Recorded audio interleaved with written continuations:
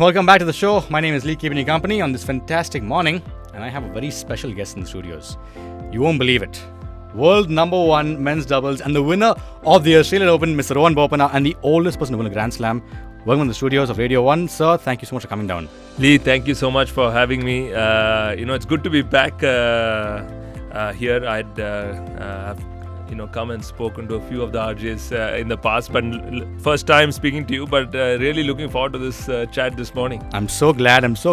Is your head a little bit heavy after wearing the crown? Like, I'm sure it's definitely weighing down on you, isn't it? Yeah, it is actually. And, I take it as a balance. There was so much of relief and a burden on my shoulders after winning. That has gone off, and now I'm happy to take this crown on my head. First of all, I love the fact you said, I'm at level 43 and not age 43. Absolutely. That's such a lovely way to look at life itself. I'm a level 25 right now, level 43, and we're still going through the motions. It's amazing, right? Yeah, it gives you a new perspective. I think in terms of how you're feeling, you look at life differently. Yeah. I only thought about it, this love for coffee when I'm sitting in a cafe one day, and I'm like, everybody is just talking about this 43 age. I said, you know what, there's something not right. I mean, yes, 43, that is the truth. There's no question. But what has made me get there was, I said, truly it is, I think the level where I'm playing it is today where it is. So I said, I'm just going to change it to level 43. Loved it. And what a level to be at as well. Now, I want to talk about the final match. What was going through your mind before you walked onto the court? What happened in your head? It's very interesting that, the entire fortnight we've been playing matches at 11 o'clock, maybe 1 o'clock, 3 o'clock. The final was decided, it's going to be around 9:30 p.m. So you are obviously anxious to play, and it's another final. And especially since I'd lost a couple of the finals before, there are a few thoughts running on your head. And now you're waiting the entire day, to just get on that court, and obviously tons and tons of feelings, thoughts, what's going on. But what really helps me, between these matches is taking like a power naps. It kind of really sets you on what you're looking forward to and what you want to do. And over the past few years, that has really kind of helped. So I took a good 15-20 minute nap, before my match. And then as soon as the ladies singles was over, I was ready to go. And in somewhere inside me, and then speaking to Matt Debden, I said, this is our time, we need to do it.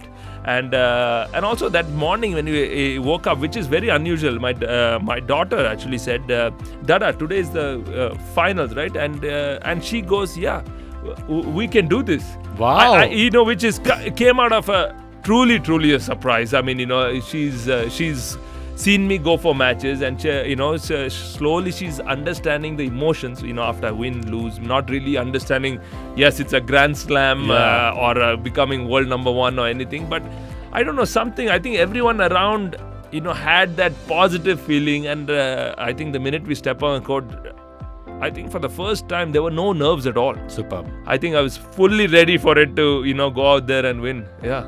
When you won that last point and you fell back and you went down, what is going through your head? What happened that time? I think it was just that, huge relief, burden, which was, their personal goal for me, which, I had to, win a men's doubles Grand Slam, especially after making 2 finals. And I think that relief was so much that I just ended up, collapsing on my backside, if I can say.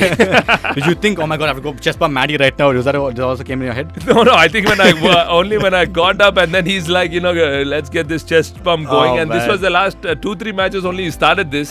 and trust me, he was making me jump, pretty high. I think Matty was more worried, not about me getting up. He was more worried about when I land, in case I don't twist my ankle or, hurt my calf. I think more so on that.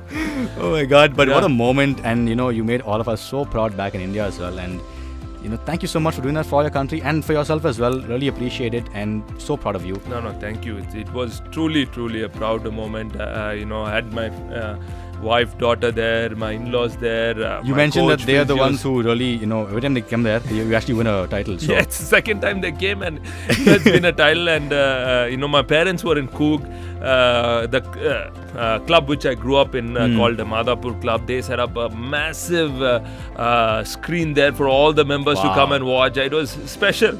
special. And I think it was a great timing for India also, 4 p.m. to watch on a Saturday evening. So I think it's wonderful. I think worked out amazingly well. And I really feel proud of the fact that yes, I would have loved to have had it a few years ago, but today to have won it, and then I knew I was going to become number one in the world. But I think there would have been a slight miss if I'd not won that match and still been number one in the world. So I think it was a perfect setting to have finish number one and also win it all. Yeah. The feather in your cap is just looking absolutely amazing in the Thank you. Yeah. I want to go back a bit. When you first started playing, you've always been an athlete. Different sports you've been involved in. Correct. Yeah. When was the moment you realized, okay, tennis is what I want to pursue as a career? I think from a young age I wanted to play outdoor sports, and it took a while before my parents to realize that I was not a fan of going to school. More so I wanted to be outdoors, and the tennis court was very close to our house in Coorg in Madhapur, and my dad used to take me there every single morning just to though I did not like getting up at 5 o'clock and going for those runs and before the thing, I just wanted to play matches and enjoy tennis. And though I went to numerous academies trying to get a scholarship, but everybody said I was not good enough. Then we came back to Coorg, and I kept telling my dad, obviously you feel disheartened that you see these kids, obviously you want to go to a place, because in Coorg unfortunately there was no one really to play with. So I used to play with my dad, but still you need players at your age to have that competition, or just do that. And then an academy in Pune, they said I can come there, and my dad said and the coach there told my dad that he can come, he won't get a scholarship but he can pay for the coaching and staying. So my dad said, okay, if you want to continue tennis you need to move to Pune. And overnight we decided to go to Pune, and this was from Coorg to Pune, and I was staying in a hostel there, and the very first day my dad said, okay, come, we need to go buy you something. I said, okay, this is nice. In a way, obviously it was freedom going away from home. I said, I'm going to be independent, enjoy at 14 years old. And my dad takes me to a bicycle shop, and he said, this is going to be a mode of transport. And from where I was staying for fitness, coming back, going to tennis, it was about 14-15 kilometers a day. You read every day? Every day for 4 years. 4 years. I mean, I say, and then finally I called my dad and I said, you know what, I can't do this. I need a motorbike. And he got me the, Splendor back then, which I still today have it. You still have the Splendor? Yeah, I still have it very much. It's still in Coorg. Sometimes when I go there, I ride it. And just now in December, I took my daughter for a ride on it. Wow. Great memories, Splendid indeed, isn't it? Absolutely splendid indeed. Yeah, that's a good one. Yeah. But that was, literally a journey, man. And at the age of 21 is when I had a big breakthrough. I won a big tournament in Chennai.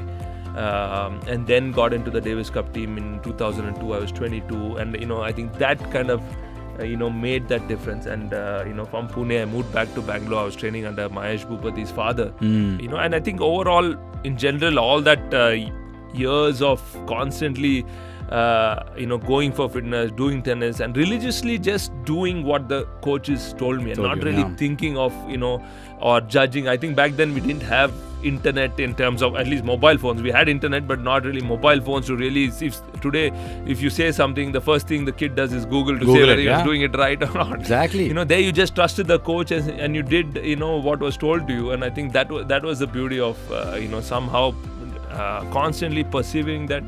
And I think that stayed with me in terms of no matter what the scenario is, to really persevere. Wow. And now at the age of 43, I'm sure mental, physical fitness is also a huge concern for you, right? What's your routine like? How do you go through your day? Every morning I do some yoga. This is something I picked up at the age of 40. The only reason I picked it up because back in 2019 I got to know that I have no cartilages on my knees. It was fully worn out. I think it was back in the day from all the running, cycling. Eventually just worn out, over the years. And then end of 2019 when I was in Bangalore, my doctor here, Madan Balal, he told me, let's try some PRP injections. And he said after the injections, what I need to do is also strengthening it. It's not only about, just taking the injections and ready to go and play. So thankfully, it is a blessing in disguise in the pandemic for me, because 4 months I was home. Right, yeah. And that's when I, found this yoga studio called the Practice Room, and a couple there, Mohan and Jaya, and I told them what my condition is. And they actually were really kind, and they took it upon themselves to say, you know what, let's strengthen your legs to figure out how we can, get to this by using Iyengar yoga. That was, my cousin's sister was teaching yoga, but she Ashtanga yoga. But she said for your condition, you need this Iyengar style of yoga, which uses a lot of ropes, chairs, blocks, a lot of props. Right. So even though I thought initially I'm going to do yoga, this is too slow for me, and I said, but let's give it a shot. I have nowhere to go. I'm at home. There's nothing to look forward to because nobody knew when the next tournament was. And that, I think, after taking the PRP, then strengthening it yoga, I think kind of really made a difference. And, also my mind started, getting more refreshed, more understanding what I need to do. And, so I do a lot of meditation as well in the morning. A lot in the sense, maybe 10 minutes. I don't go into like deep meditation, just precise. I think 10 minutes is perfect also. It's a good time to meditate. Yeah, I think so, yeah. And what I did change, Lee, is that when I was playing now with a lot of different partners, right? What I started focusing on is, say, in case I'm playing a match and I hit a serve, my partner would, say, for example, miss a volley or something. Right. Before, I should be like, talk to the coach and say, yeah, I wish he hit that volley better, or I wish he made that shot better, we could have changed it. But now I started looking and saying that maybe he missed that volley because my serve was not good enough. Okay. You flipped it around. I flipped it around and I said, what can I do better to help this partnership, and not really focusing on, finding faults in everything. I said, figure what I can do get better. And that kind of helped the mental strength tremendously. We are so easy to find faults in everything. True. And I said, what, let's forget that. Let's change. Let's look at a new perspective. In some way, I feel all that, really helped. And of course, playing for 20 years, that maturity kind of added that in terms of looking at everything as well.